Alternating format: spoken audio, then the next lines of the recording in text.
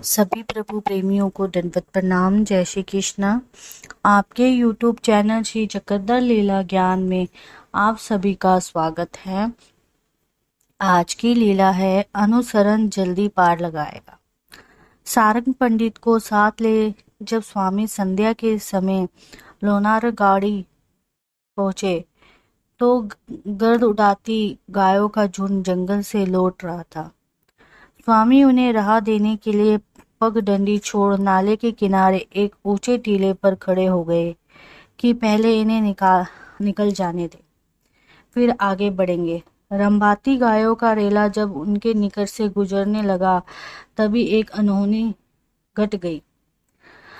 उनके निकट पहुंच आए गाय ही ने बड़े विमोहित हुए सी वही थम जाए, बिल्कुल मंत्र किलित की भांति। पीछे से रंभाती आए और स्वामी के निकट पहुंचे। उन्हें एक टक तकते एकदम थम जाए, जैसे बांध का व्यवधान आ जाने पर पानी का प्रवाह रुक जाता है। स्वामी की स्नेहिल दृष्टि से उन्हें देखने लग गए। इससे उन्मुख प्राणियों को वेद शक्ति का इतना आनंद मिला कि पत्थर की मूर्ति की तरह एक जगह जमी व देर तक प्रभु की रूप माधुरी का पान करती रही। थोड़ी ही देर में उन्हीं के चहुगिर्दी गायों का जमघट लग गया। सब उन्हीं की दिशा में अबलक तक रही और आगे गंतव्य की ओर बढ़ने को कोई तत्पर नहीं।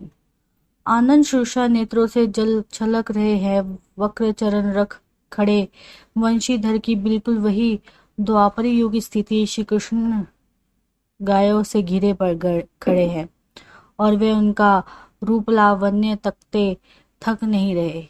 उन्हें इस तरह विमोहित देख स्वामी ने रहस्यमय वाणी से सारंग पंडित से पूछा, ये गाय एक टक खड़ी इधर क्या निहार रही है?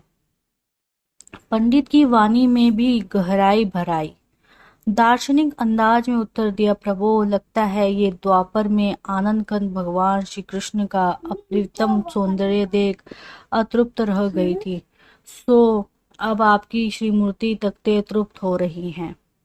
देख नहीं रहे कितनी प्यास भरी है नेत्रों में। किसी की आंखें लक्ष्य से हटना नहीं चाह रही, एक टक श्रीमूर्ति को देखती जा रही है। पंडित के इस परिहार से तुष्ट हो स्वामी प्रसन्न मुद्रा में दूर दिगंत की ओर देखने लग गए। उनके दूसरी ओर मुंह फेरते ही गायों को मिला वेद शक्ति का आनंद खंडित हो गया। इसी के साथ वे आगे बढ़ ली। स्वामी भी दूसरी ओर से एक छलांग में नाला पार कर गए, पर पंडित उनकी इस क्रिया का अनुकरण न कर पाया। वो साहस बटोरता पर नाला फांदे फांदे फिर रह जाता।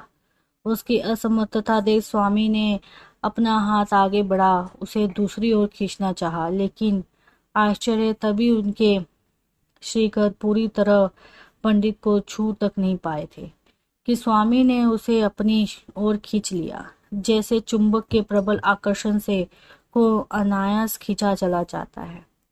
बेबस हो मोहित हुआ सा इस पर उसका हकबकाना स्वामी भाविक था। नेत्र फैलाते बोला, मैं आपके श्रीकरों का स्पर्श भी न कर पाया कि पलक झपकते नाले के पार हो गया।